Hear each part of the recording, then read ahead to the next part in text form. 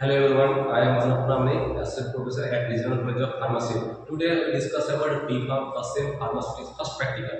ठीक है, today's object is to prepare and submit Google Solution IP 1966 30 mm. ठीक है, today आज हम लोग क्या करेंगे? आज हम लोग बनाएंगे and submit करेंगे क्या करेंगे?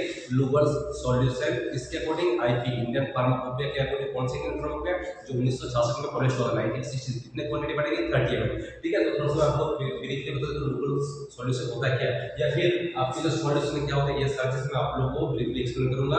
आपको कौन सा गूगल सॉल्यूशन इसी प्रोनाउंसिएशन को इसी प्रोडक्ट का हम दूसरा नाम क्या देंगे एक्वस सॉल्यूशन ऑफ आयोडीन। ठीक है, ये एक्वस आयोडीन सॉल्यूशन इसी का दूसरा नाम हम लोग क्या दे सकते हैं aqueous iodine solution.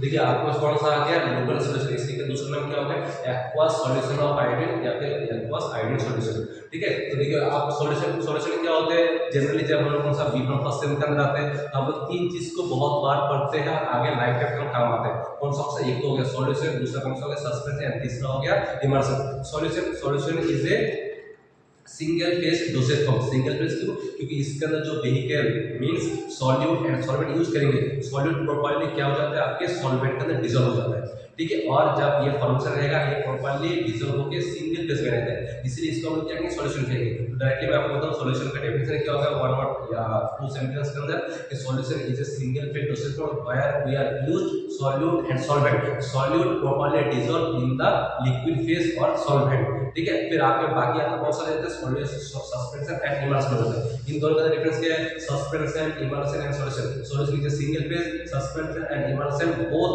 Are biphase liquid form. उसके अंदर क्या होता है सस्पेंस के अंदर आपका रहता है कि सस्पेंस एक तो लिक्विड फेज यूज होगा और दूसरा फेज कौन सा यूज होगा आपके सॉलिड फेज। ठीक है, सॉलिड फेज के अंदर जो सॉलिड पार्टिकल होगा वो क्या रहेंगे आपके सस्पेंस के अंदर after some time they are settle down due to the gravitational force की वजह से क्या होते हैं कुछ टाइम बाद नीचे सेटल डाउन हो जाता है। ठीक है, इसीलिए हम उसको क्या कहेंगे सस्पेंस कहेंगे। और पीछे आपके कौन सा जाता है इमल्शन। इमल्शन में क्या होता है इमल्शन होता है आपके biphasic emulsion also as a biphasic liquidation form.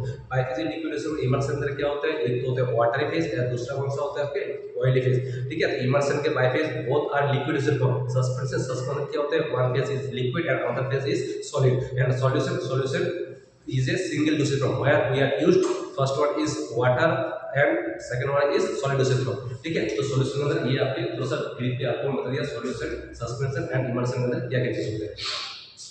अब देखिए जब हम लोग क्या करेंगे इसको लैब के अंदर प्रैक्टिकल परफॉर्म करेंगे तो हम लोग जनरली क्या करते हैं प्रैक्टिकल रिपोर्ट जब प्रिपेयर करते हैं तो उसके अंदर आपका पहला आ जाएगा ऑब्जेक्ट। ऑब्जेक्ट को क्या आता है रेफरेंसेस। ठीक है, रेफरेंसेस क्या आएगा रिक्वायरमेंट। रिक्वायरमेंट के अंदर आपका दो पार्ट होता है एक तो होगा chemical requirement and other one is glassware requirement. Chemical requirement के अंदर आप लोग जो देख पा रहे हो ये सारी चीज कौन सा केमिकल रिक्वायरमेंट के अंदर यूज होते हैं। अंदर ग्लासवेयर रिक्वायरमेंट। ग्लासवेयर रिक्वायरमेंट के अंदर बेसिकली जो हम लोग नॉर्मल लैब पे परफॉर्म करने के लिए यूज कर जाते हैं एक तो बिकार हो गया ग्लासवेयर हो बिकर हो गया ग्लास रॉड हो गया funnel present cylinder pastel motor हो सकते हैं जो सॉइल मिट्टी वाले हैं चाइना क्ले वाले हैं या फिर दूसरा कौन सा आपके ग्लास वाले। ठीक है, वैसे पेस्टल मोटर हम लोग यूज करते हैं। ठीक है, पर्टिकुलरली आज का जो ऑब्जेक्टिव गूगल सॉल्यूशन या एक्वा सॉल्यूशन ऑफ आयोडीन इसको प्रिपेयर करने के लिए हम लोग कौन सा पेस्टल मोटर यूज करेंगे जो ग्लास वाला पेस्टल मोटर है इसी को हम लोग यूज करेंगे। ऐसा कुछ सच ऐसा डिफरेंस है नहीं लेकिन थोड़ा सा क्लियर एंड थोड़ा सा ज्यादा अच्छा रहता है इसलिए हम लोग क्या करेंगे आपके ग्लास वाला पेस्टल मोटर यूज करेंगे। ठीक है, फिर आपका कौन सा हो गया रिक्वायरमेंट हो गया। रिक्वायरमेंट के बाद आपका थ्योरी आ जाते हैं प्रोसीजर आ जाते हैं फिर आपके स्टोरेज हो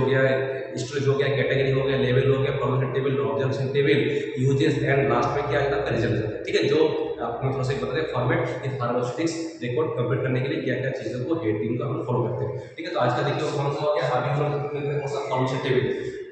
ठीक है, तो फॉर्मेशन टेबल एक्सप्लेन करने से पहले थोड़ा सा मैं आप लोगों को बता दूं कि ये फॉर्मेशन टेबल का फॉर्मेट क्या है और कैसे इसको हम एक्सप्लेन करेंगे इसको समझने का मतलब समझिए। पहला कौन सा हो गया सीरियल नंबर। सीरियल नंबर मतलब कौन सा होगा 1 2 3 4 ये सीरियल नंबर सभी होते हैं। फिर कौन सा हो गया इंग्रेडिएंट्स या नेम ऑफ इंग्रेडिएंट्स या यूजेस ऑफ इंग्रेडिएंट्स। कौन से ingredients which are used for the preparation of glucose solution. ठीक है, तो first one is iodine potassium chloride iodine potassium iodide और लास्ट में कौन सा प्यूरिफाइड वाटर। ठीक है, ये होंगे कौन से इंग्रेडिएंट्स। नेक्स्ट क्या जाता है क्वांटिटी। क्वांटिटी के अंदर देखिए हम लोग को दो पार्ट में डिवाइड करा गया है। ठीक है, एक तो हो गया गिवन क्वांटिटी एंड अदरवाइज आपके टेकन क्वांटिटी और लास्ट में कौन सा रोल। गिवन और टेकन क्वांटिटी मतलब क्या होता है given quantity this quantity are used in IP Indian pharmacopoeia 1966, जो इंडियन फार्माकोपिया 1966 उसके अंदर इस आईपी के अंदर आपके कौन सा इस फॉर्मेशन क्वांटिटी के अंदर यूज करेंगे। और टिकन क्वांटिटी कौन सा 30 ml, 30 ml मतलब क्या हो रहा है कि आज का जो ऑब्जेक्ट है कौन सा 30 ml, आज का ऑब्जेक्ट के अंदर हम क्या बनेंगे 30 ml फॉर्मेशन प्रिपेयर करेंगे, इसलिए 30 ml के लिए ये सारे इंग्रेडिएंट्स के क्वांटिटी यूज कर जा रहे हैं। और लास्ट में कौन सा आपका रोल मतलब होता है कि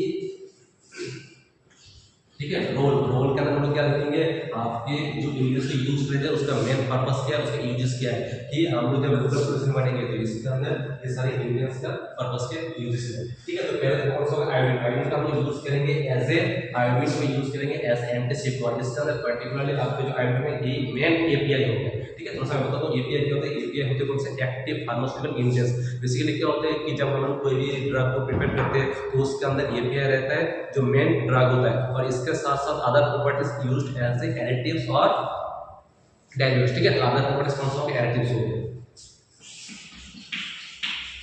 ठीक है, फिर ये कौन सा हो गया iodine use as a antiseptic. Second one is potassium iodide, potassium iodide use करेंगे एज ए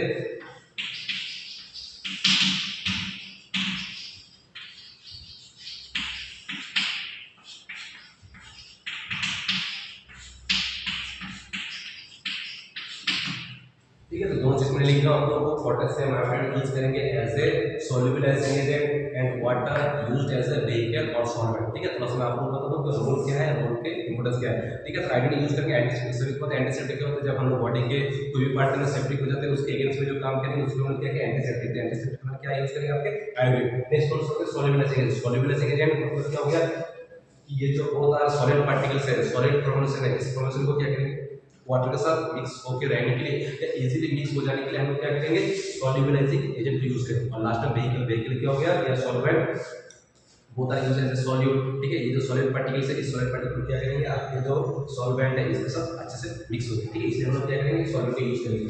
ठीक है, अभी मैं थोड़ा सा आपको बताता हूं कि प्रोसीजर या मेथड ऑफ प्रिपरेशन क्या होता है। First of all we clean all glassware according to the SOP. Glassware को हम लोग क्लीन करेंगे एंड ड्राई करेंगे किसके एसओपी के अकॉर्डिंग, स्टैंडर्ड ऑपरेटिंग प्रोसीजर के अकॉर्डिंग। ठीक है, इसके अंदर हम पहले क्या लेंगे आयोडीन। किसके अंदर लेंगे आपके पास मैंने स्टार्टिंग में बोला था ग्लासवेयर यूज करेंगे, उसके अंदर कौन सा जो आपके ग्लास कांच वाला शीशा वाला जो आपका कौन सा पेस्टल मोड है उस पेस्टल मोड का यूज करेंगे।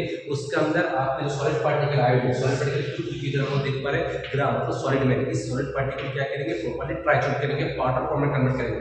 अगर आयोडीन आपके कौन सा क्रिस्टल फॉर्म में या दानेदार फॉर्म में रहे इसको हम क्या करेंगे ट्राइचूट करके आपके पाउडर फॉर्म में कन्वर्ट करेंगे। सेकंड उसी पेस्टल मोड का हम लोग क्या करेंगे पोटेशियम आयोडाइड को यूज करेंगे विद कंटेंट ऑफ स्टीरिन। ठीक है, कंटेंट ऑफ स्टीरिन के साथ साथ हम लोग क्या करेंगे आपके पोटेशियम आयोडाइड को उसे पेस्टल मोड के अंदर यूज करेंगे। और लास्ट में हम लोग क्या करेंगे प्यूरिफाइड वाटर यूज करेंगे। कितना क्वांटिटी सफिशिएंट, क्यूएस का मतलब क्या हो गया क्वांटिटी सफिशिएंट, जितना क्वांटिटी रिक्वायर्ड है उतना क्वांटिटी हम लोग क्या करेंगे आपके वाटर को यूज करेंगे। ठीक है, यूज एज ए सॉल्वेंट। ठीक है, तो देखिए ये सारे क्या हो गए आपके पास तीन इंग्रेडिएंट्स थे for the preparation of local solution और एक्वा सॉल्यूशन ऑफ आयोडीन। आप मैं थोड़ा सा आपको बता दूं इसका स्टोरेज कैटेगरी क्या है और इसको हम लोग क्या करेंगे इस पर्पस से यूज करेंगे। स्टोर आपके जो आयोडीन सॉल्यूशन लोकल सॉल्यूशन है और एक्वस आयोडीन सॉल्यूशन बार-बार में क्या होगा इधर कौन सा वर्ड आ रहा है एक्वस। एक्वस मतलब क्या होता है एक्वस का मतलब होता है आपके जो इधर यूज करते हैं वाटर, वाटर जहां पे यूज करे जाते हैं जिस फॉर्मूलेशन के अंदर उस फॉर्मूलेशन में हम लोग क्या करेंगे एक्वस फॉर्मूलेशन करेंगे। Aqueous means water.